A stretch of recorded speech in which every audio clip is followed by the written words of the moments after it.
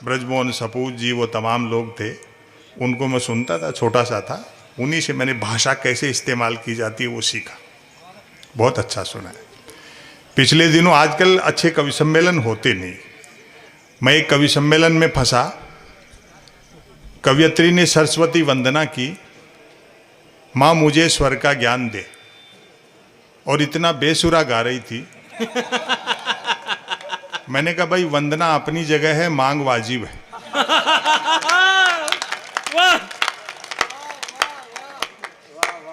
कई लोग शिकायत करते हैं कि संपत सरल जी आपके 2-4 ऑडियो वीडियो क्या वायरल हुए, आजकल आप पैसा बहुत लेने लग गए। मैंने कहा जी बात तो ठीक है आपकी, लेकिन आने जाने का किराया और साथ के कवियों को सुनने का मेहनताना घटा दो तो बचता ही क्या है।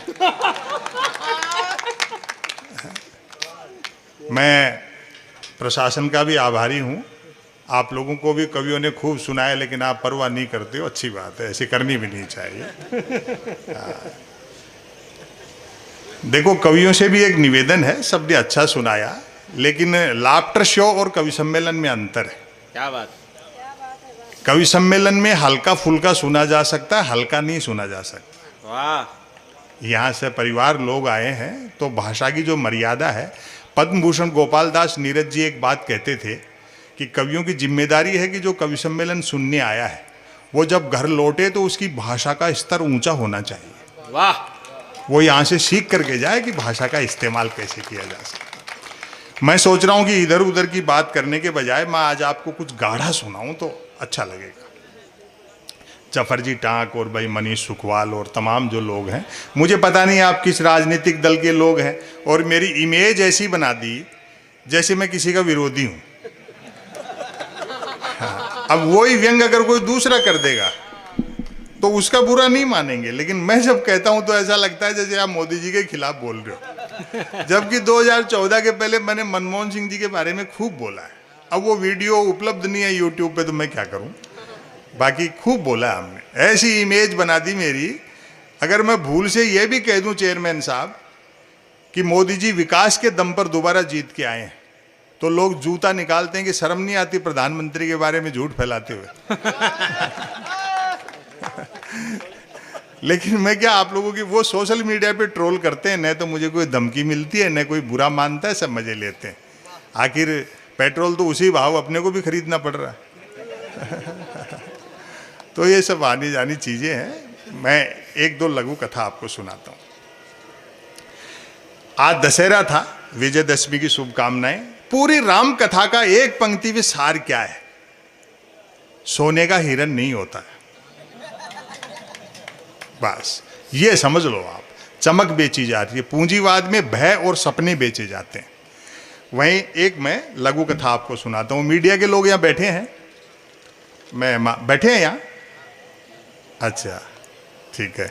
ये क्षेत्रीय जो पत्रकार हैं यहाँ, जो इलेक्ट्रॉनिक मीडिया के, प्रिंट मीडिया के बहुत मेहनती लोग हैं, अच्छा काम करना चाहते हैं, लेकिन इनके ऊपर कुछ लोग ऐसे बैठे हैं जिन्हें राज्यसभाओं की मेंबरी चाहिए, वो इनके काम को भी महत्व नहीं देते। ये भी बेचारे हमारी तरह थोड़ा त्रासद स्थिति में है। कलम जेब में रख दी, कंधे पे कैमरा टांग दिया और हाथ पीछे बांध दिया कि अब करो पत्रकारिता। तो ऐसे में ये भी क्या करेंगे। मैं आपके काम को सलाम करते हुए कथा सुनाता हूँ लघु। मैं एक तो कविताएं नहीं सुनाता, आपको बताऊं, मैं गद्य सुनाता हूँ, जिसे उर्दू में नस्र कहते हैं, अंग्रेजी में प्रोज कहते हैं। ये परंपरा कवि सम्मेलन में शरद जोशी जी ने शुरू की थी और बाद में केपी सक्सेना जी ने इसको आगे बढ़ाया।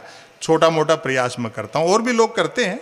देखें, ब्रेकिंग न्यूज, अब सब ध्यान से सुनने वाले बैठे। ब्रेकिंग न्यूज,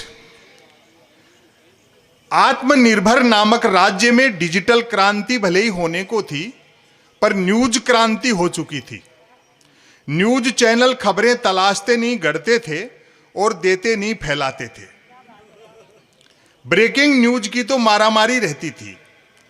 एक दिवस जो ही राजा नहाकर स्नान घर से निकला, एक एक पंक्ति पर मोहब्बत चाहेगी आपकी। एक दिवस जो ही राजा नहाकर स्नान घर से निकला, त्यों ही एक न्यूज चैनल ने एक्सक्लूसिव ब्रेकिंग न्यूज दी, राजा नहाया। दूसरे न्यूज चैनल ने खुशी जाहिर की, राजा आज भी नहाया। तीसरे न्यूज चैनल ने अटकलें लगाई, राजा क्यों नहाया। चौथे न्यूज चैनल ने दावा किया, राजा पहली बार नहाया। पांचवें न्यूज चैनल ने आत्मनिर्भरता की पुष्टि की, राजा खुद नहाया। छठे न्यूज चैनल ने रहस्योद्घाटन किया, राजा पानी से नहाया। सातवें न्यूज चैनल ने ब्रेकिंग न्यूज में गर्मी भरी, राजा गर्म पानी से नहाया। आठवें न्यूज चैनल ने स्थिति और साफ की, राजा साफ पानी से नहाया। नौवें न्यूज चैनल ने गुप्त जानकारी दी, राजा स्नान घर में नहाया। और अब आपकी तालियां उठेंगी, समापन करता हूं। 10वें न्यूज चैनल ने राहत भरी ब्रेकिंग न्यूज चलाई, राजा आज तो नहाया। अखबारों में एक जमाने में कितना साहित्य होता था, आज आपको कहीं वो सब चीजें नहीं मिलेंगी। वो धर्मयुग, साप्ताहिक हिंदुस्तान, दिनमान, सारिका, रविवार का समय, हर अखबार में साहित्य के अलग से पेज होता था। लेकिन अब तो धर्म, क्रिकेट और हेल्थ पढ़ करके ही बीमार हो जाए आदमी। अखबार 3 चीजों के लिए पढ़े जा रहे हैं, बिजली कटौती, उठावना और राशिफल, और रोज नए निकलते हैं। एक दिन तो अखबार के दफ्तर से 2 लोग आगे बोले, संपत सरल जी नया अखबार लॉन्च कर रहे हैं, आप भी ग्राहक बन जाओ। क्योंकि अखबारों का आप कोई पाठक तो बनता नहीं, ग्राहक ही बनते। 1 रुपए में 16 पेज। और जो मैंने जवाब दिया, मैंने कहा भैया रुपया चाहे 1 की जगह 2 ले जाए, लेकिन 16 पेज खाली दे जाया कर। फिर मैंने रिसर्च की कि इतने अखबार बिकते कैसे हैं। तो अचानक एक दिन एक अखबार के दफ्तर से फोन आया, बोलो संपत सरल जी आज आपका नाम हमारे अखबार में छपा। मैं बड़ा खुश हुआ, जी आपका अखबार कहाँ मिलता है।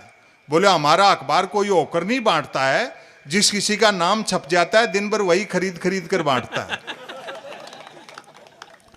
और प्राइम टाइम पे बहस देखते हो टेलीविजन पे, और क्या प्रचार की भूख है साहब। जो 8 चीते बाहर से लाए उनको भी जंगल में छोड़ने से पहले न्यूज चैनलों में छोड़ा गया।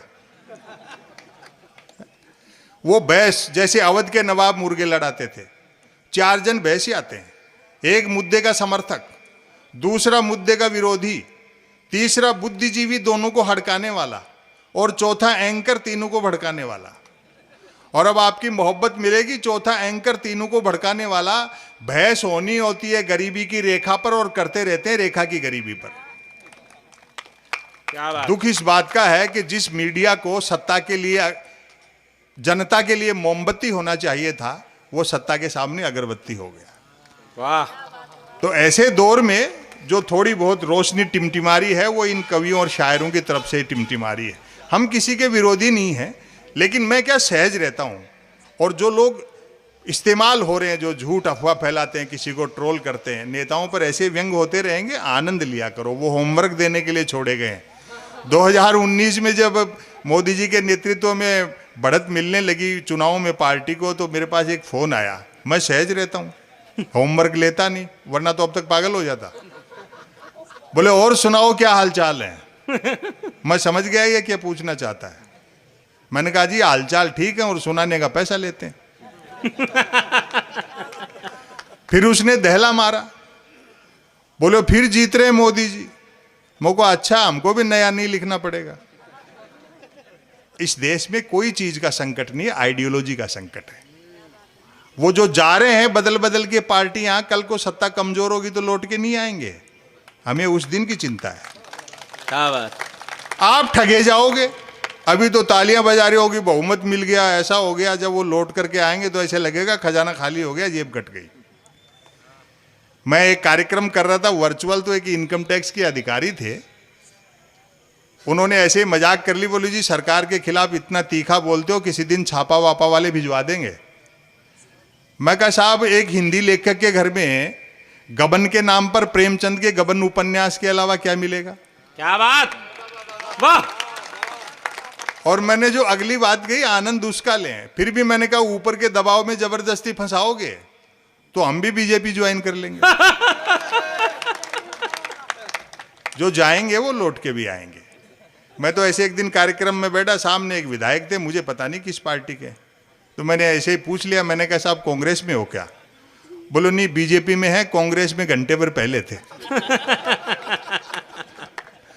और इतनी बड़ी दुनिया की पार्टी अपने आप को बताने वाली फिर भी कांग्रेस में तोड़फोड़ करती रहती है। ये अच्छी बात नहीं है। अगर इसी तरह से ये तोड़फोड़ चलती रही तो हो सकता है इतने कांग्रेसी चले जाएं भाजपा में कि 2024 में बीजेपी का चुनाव चिन्ह हाथ के पंजे में कमल का फूल। क्या टिप्पणी है, वाह। तो ये जो चिंताएं हैं, विचारधारा का संकट है। आप ही के पास बहुत लोग हैं, उनसे तो विचारों से दरिया बिछवा रहे, और जो ऊपर से छाता लेके टपकते हैं उनको टिकटें दी जा रही है। लेकिन थोड़े दिन की बात है, जब इंडिया पूरा डिजिटल हो जाएगा तो ये चीजें खत्म हो जाएंगी, खरीद फरोख्त इस तरह से। उसके बाद में ये विधायक सांसद जितने भी है अमेजन और फ्लिपकार्ट पे मिलेंगे।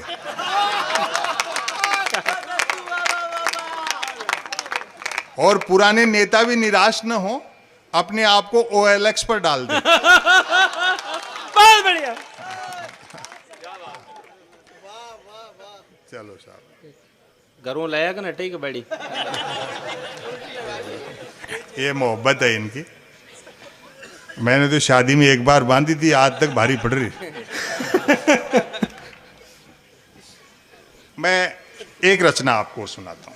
आज राजस्थानी में सुनकर के, अभी तो सुनोगा, जो दीपक पारिक जी बहुत बढ़िया संचालन कर रहे हो, आप लोगों ने रात भर बांध करके रखा, कितना अच्छी बात है यार। बहुत। और राजस्थानी बहुत बाद में, आप तो सब मारवाड़ी आदमी आज सुना राजस्थानी, कितनी सोहनदान जी अच्छी सुनाई। इतनी सहज भाषा है, बुजुर्गों का करने बैठो, बड़ो आनंद है। वो 70 साल को बूढ़ो आदमी डॉक्टर का करने गए, बोलो डॉक्टर साहब घुटना में तकलीफ है। डॉक्टर घुटना चेक करके एक पर्ची लिख दी, बोले बाबा जी 2 नोटे में रगड़ जो। वो पर्ची देख करके पूछो डॉक्टर साहब लिखेड़ी बिना लिखेड़ी कौन सी तरफ से रगड़नी है?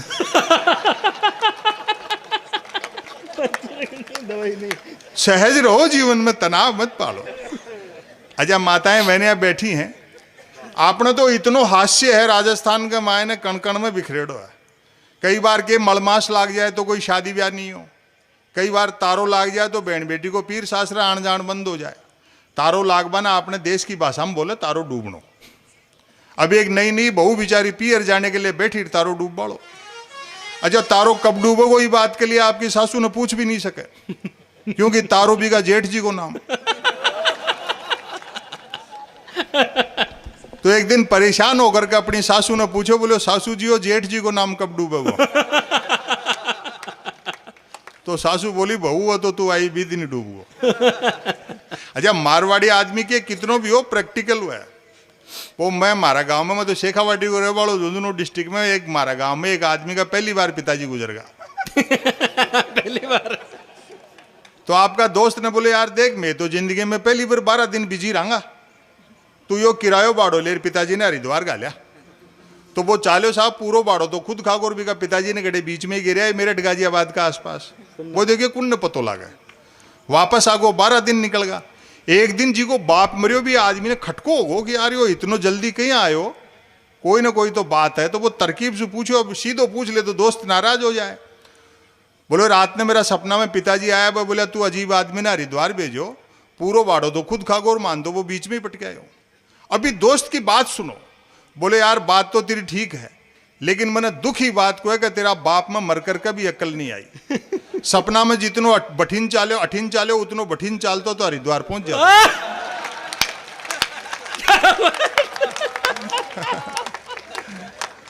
तो लोक में इतनो हास्य है, और अरे टेलीविजन में इंटरनेट में ढूंढता फिर रहा है। वो अपना तो क्या है कि लोग के ना आजकल देवी देवता फला ढींगा छोटी छोटी बात पे मारे, शास्त्र के पैरेलल एक लोक भी है, और लोक में तो अपन देवी देवताओं से मजाक कर लिया। वो एक आदमी का घर शमशान घाट के पास में, और नई नई भैंस ले आयो। वो जिये सुबह सुबह भैंस ने दूबा बैठो बठी करिए करथी आगी राम नाम सत्य है, राम नाम सत्य है। घनी सार की भीड़ और झूठा आदमी का मुंह राम को नाम सत्य सुन करके भैंस भी दग्गी। लात मारो तो दूध डुड़को गरीब को नुकसान होगो। खैर वो दूसरे दिन फिर जिया ही भैंस ने दूबा बैठो बैठी कर एक फिर अर्थी आगी राम नाम सत्य है, राम नाम सत्य है। भी गरीब को पहले दिन नुकसान हो एडो। वो पहली जाकर के अर्थी आला ने पूछ लियो, क्यों रे? बोलो काल आड़ो लिया घूम रहा हो, कोई ताजा मार ले। तो यह सब लोक का आनंद है। ये मैं रचना था ने ये वास्ते सुनाई कि मैं एक ऐसी रचना सुना रहा हूं जिनको ये राजनीतिज्ञ लोग भी कि इनके लिए भी वो दर्पण और आईना होगी। क्या आज बात है। आज इधर उधर की बात नहीं करेंगे, वो सब यूट्यूब पे पड़ा हुआ है। एक रचना सुनो। स्वागत सर, स्वागत। क्योंकि जो बुनियादी मुद्दे हैं, जाति भाषा धर्म संप्रदाय के देश की तरफ जा रहा है। दुनिया तो मोहब्बत से चलती है, जैसा सबीना जी ने बताया। आहा, जंगल में जब आग लगती है तो न तो वो बरगद बजते हैं जो हवा को आंधी में बदलते हैं, और न वो बांस बजते हैं जो आपसे रगड़ से चिंगारी पैदा करते हैं। क्या बात, वाह। दुनिया तो मोहब्बत से चलती है, सत्ताएं आती जाती हैं। वर्ल्ड बैंक, IMF और WTO पूरी दुनिया को ये चला रहे हैं, चाहे वो बाइडन हो, पुतिन हो, जिनपिंग हो, बोल्सोनारो हो, एर्दोगन हो, वहाँ वाले हो या यहाँ वाले हो। जनता को लगता है कि राजा का चुनाव वो करती हैं, दरअसल 10-12 मल्टीनेशनल कंपनियां मिलकर के जिसमें चाबी भर देती हैं, वो खिलौना चल पड़ता है। क्या बात। जिस दिन उनके उद्देश्य पूरे हो जाएंगे, वो इनको उतार के दूसरों को बिठा देंगे। वहीं से मैंने एक रचना निकाली, आप देखें। कहते हैं कि साहब देश ने बड़ी तरक्की की, हम भी मानते हैं, लेकिन एक्सप्रेस हाईवे से 10 किलोमीटर नीचे उतरो, हिंदुस्तान आज भी वही।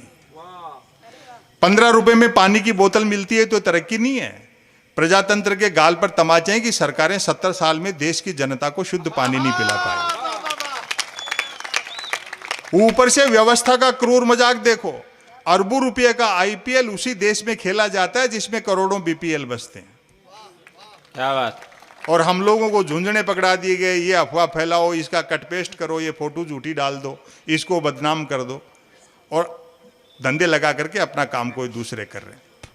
एक आदमी दिन भर में मेहनत करता है तब जाकर के उसको 300-400 रुपए मिलते हैं, और एक आदमी ऐसा है जो हर घंटे करोड़ों रुपए कमा रहा है, जबकि दोनों के वोट की कीमत एक है।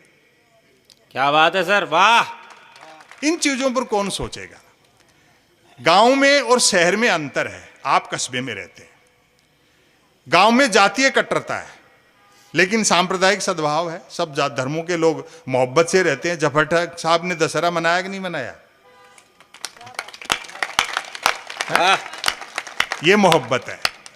शहर में सांप्रदायिक विद्वेष होता है, वह जाति की पहचान नहीं होती। लेकिन एक अंतर यह है कि गांव के आदमी का सेंस ऑफ ह्यूमर बहुत अच्छा होता है, मजाक करेगा बुरा नहीं मानेगा। शहर का आदमी गांठ बांध लेता है। वहीं से मैंने एक रचना निकाली, एक आदर्श भारतीय गांव। स्वागत भाई साहब। पहली पंक्ति से पकड़ना। हम शहर में रहते हैं और रोमानी चश्मे से गांव देखते हैं कि गांव वैसा है, गांव वैसा है। गांव वैसा ही है जैसा फणीश्वरनाथ रेणु के मेला आंचल में है या श्रीलाल शुक्ल के राग दरबारी में। वाह, हाँ, वाह दद्दू वाह। देखें, पहली पंक्ति से पकड़ना, एक आदर्श भारतीय गांव। आज भी जो ये मानते हैं कि भारत की आत्मा गांव में बसती है, मेरे ख्याल से उन्होंने गांव उतने ही देखे हैं जितनी की आत्मा। बहुत अच्छा सुन रहे हैं। तो जिस आदर्श गांव का जिक्र मैं करने जा रहा हूं वह राजधानी से 50 किलोमीटर पश्चिम में है।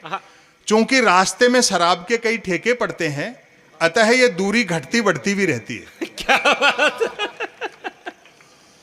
कहते हैं कि उक्त आदर्श गांव किसी जालिम सिंह नामक डाकू ने बसाया था। किसी भी दल के लोग बैठे हों, राजनीति के लोग, अपना सीना एकदम कठोर करके रखना, व्यंग पचाना बड़ा मुश्किल है। मैं एक की नहीं बोलता हूं, जो असली चुनौती है उसकी बात करता हूं। कहते हैं कि उक्त आदर्श गांव किसी जालिम सिंह नामक डाकू ने बसाया था। किसी राजा ने, सेठ ने, चौधरी जी ने, ये सब बताते थे, पटेल वगैरह। अब व्यंग देखें आप। कहते हैं कि उक्त आदर्श गांव किसी जालिम सिंह नामक डाकू ने बसाया था, जो कि निहायत ईमानदार और परोपकारी डाकू थे। डाकू। क्योंकि निर्वाचित नहीं थे। वाह। हालांकि बाद में उन्होंने भी डाकू जीवन से VRS लेकर पॉलिटिक्स ज्वाइन कर ली थी। उनके समझ में आ गया होगा कि एक डाकू को जिनके यहां डकैती डालने जाना पड़ता है, चुनाव जीत लेने पर वे ही लोग घर बैठे दे जाते हैं। बातें की जा रही है स्वच्छ भारत अभियान की। मैं बताता हूं कि असली स्वच्छ भारत अभियान की जरूरत कहां है। यह व्यंग इससे तीखा मैंने अपने जीवन में नहीं लिखा। पसंद आए तो उस पर ताली बजाना, पसंद ना आए तो मेरी जो हिम्मत है उसकी दाद देना। व्यंग देखें आप, समर्थन करना भरपूर। यूं भी अपराध और राजनीति में महज वोटिंग का ही तो अंतर रह गया है। संसद पर जिन आतंकियों ने हमला किया था, एक भी हाथ खामोश न रहे।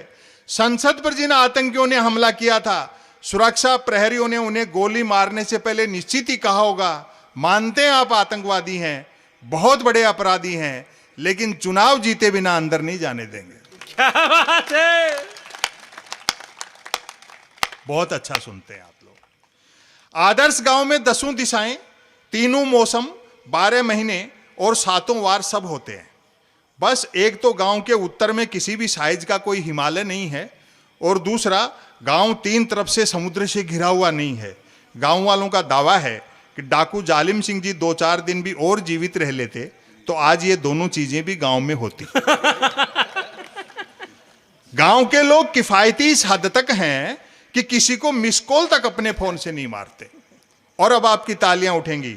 और दरिया दिल ऐसे कि मिस कॉल मारने के बाद फोन कर करके भी पूछते रहते हैं कि मिस कॉल मिला क्या। गांव में कुल 13 पर्यटक स्थल है, टूरिस्ट पैलेस, 3 शराब के ठेके, यही भीड़ मिलेगी आपको। 3 शराब के ठेके, 1 मंदिर, 1 प्राइमरी स्कूल, 2 कुएं, 1 पुलिस चौकी तथा 5 शमशान घाट। क्या बात है। सरकारी ठेकों के बावजूद हस्त निर्मित शराब को ही प्रायोरिटी दी जाती है ताकि ग्लोबलाइजेशन के इस भीषण दौर में भी स्वदेशीपन बना रहे। वाह। अधिकांश लोग शराब पीते हैं, कई नहीं भी पीते हैं। जो नहीं पीते हैं वे पीने वालों को समझाते बुझाते रहते हैं। उनके समझाए से जब पीने वाले नहीं समझते हैं तो दुखी होकर वे भी पीने लगते हैं।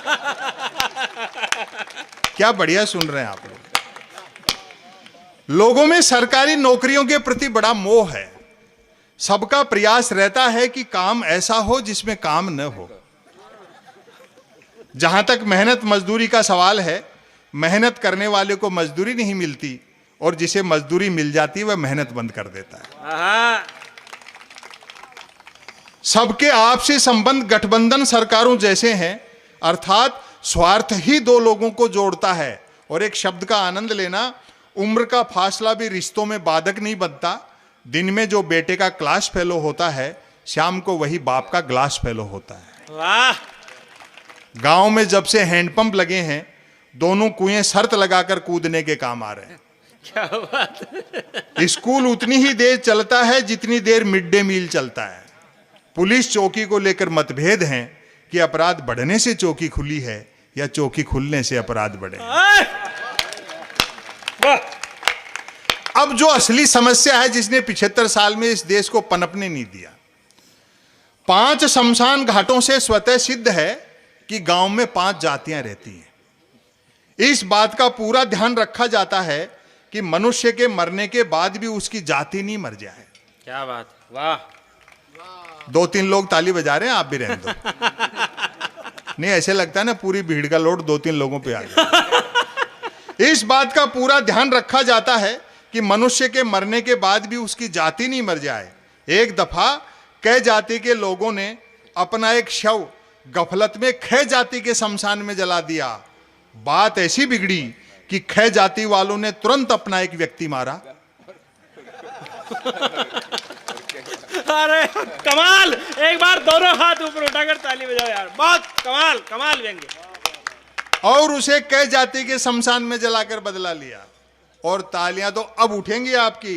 अंततः लोकल सांसद ने दोनों जातियों से 2-2 लोग मरवाकर उनके अपने अपने शमशानों में जलवाए, तब जाकर शांति हुई। एकमात्र मंदिर का निर्माण भी डाकू जालिम सिंह जी ही करा गए थे। और भले ही किसी को बुरा लगे, लेकिन मैं दावे के साथ कहता हूं, जिस देश में शिक्षण संस्थाओं से ज्यादा धर्म स्थल होंगे वे क्या अच्छे दिन आएंगे। एकमात्र मंदिर का निर्माण भी डाकू जालिम सिंह जी ही करा गए थे। कथा है कि एक रात सपने में उन्हें एक साधु ने ताना मार दिया था कि मूर्ख, लूट का माल यो ही नहीं पचेगा, थोड़ा दान धर्म भी करना सीख। कहते हैं बात ऐसी चुभी कि डाकू जालिम सिंह जी ने अगली ही रात आसपास के कई मंदिरों को लूटा और उसी मेहनत की कमाई से इस भव्य मंदिर का निर्माण करवाया। घरों में 2 चीजें सबके यहाँ फाइनेंसित हैं, मोटरसाइकिल और टेलीविजन। मोटरसाइकिल इसलिए कि गांव सड़क मार्ग से शहर जा सके, टेलीविजन इसलिए कि शहर आकाश मार्ग से गांव आ सके। वाह। टीवी ने तो ज्ञान के क्षेत्र में क्रांति कर दी। कक्षा में मास्टर जी महाभारत के रचयिता का नाम पूछते हैं तो बच्चे B.R. चोपड़ा बताते हैं। और मैं इसका समापन करता हूं। जफर टांग साहब, आपकी मोहब्बत के नाम है इस आखिरी समापन के ये बंद। एक रचना छोटी सी और सुना दूंगा अगर आप चाहेंगे तो, नहीं मेरा काम हो गया। जो देश की जो स्थिति है और गांव की जो सांप्रदायिक मोहब्बत है, सद्भाव है, उसके नाम भरपूर समर्थन करना। जो हो गांव वालों में परिहास वृत्ति लाजवाब है, हंसी मजाक।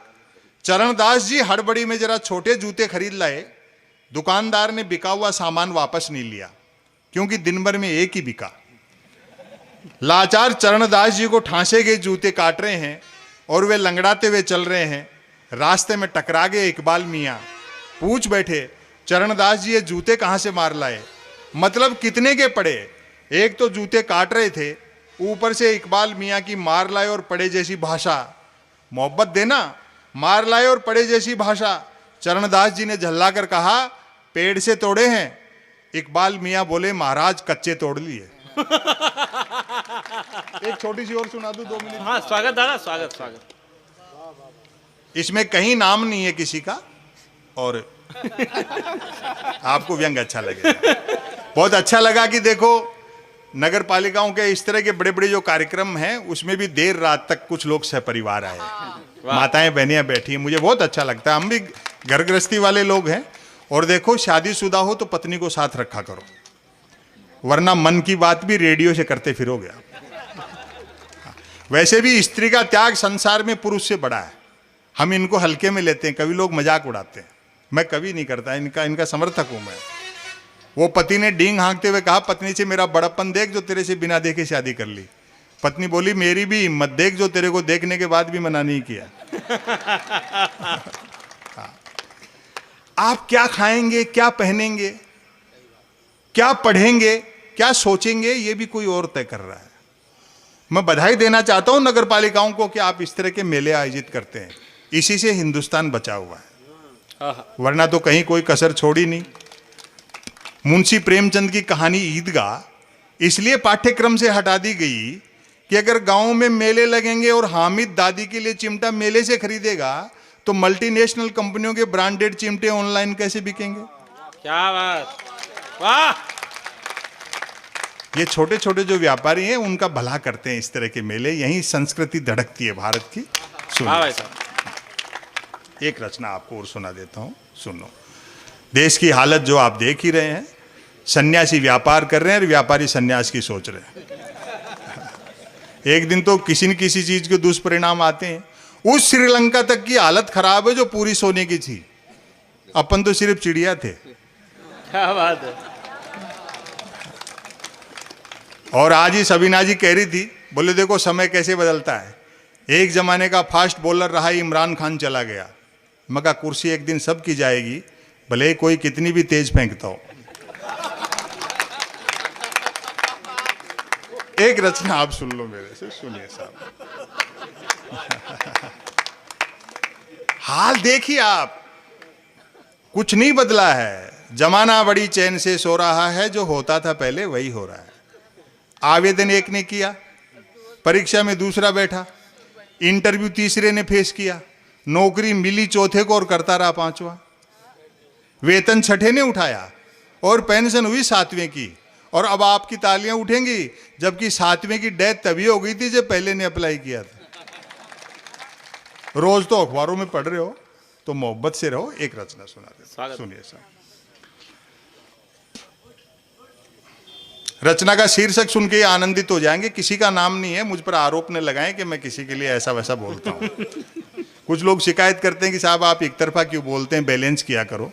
मैंने कहा जी बैलेंस करने के लिए ही तो एक तरफा बोलते हैं। सुने, ताली बजाना शीर्षक पे। व्यंग बहुत गहरा है। मन की बात। विधायक महोदय सुनो। इधर आ गए, यहाँ बैठे, इधर आ गए। आजा, इधर आ गए क्या? चलो अच्छा है, जगह ही बदली, पार्टी नहीं बदली।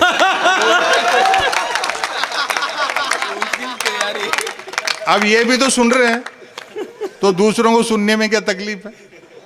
लेकिन ये लोग क्या है, भक्त नहीं है, भक्ति नहीं करते, अपनी आइडियोलॉजी के साथ है।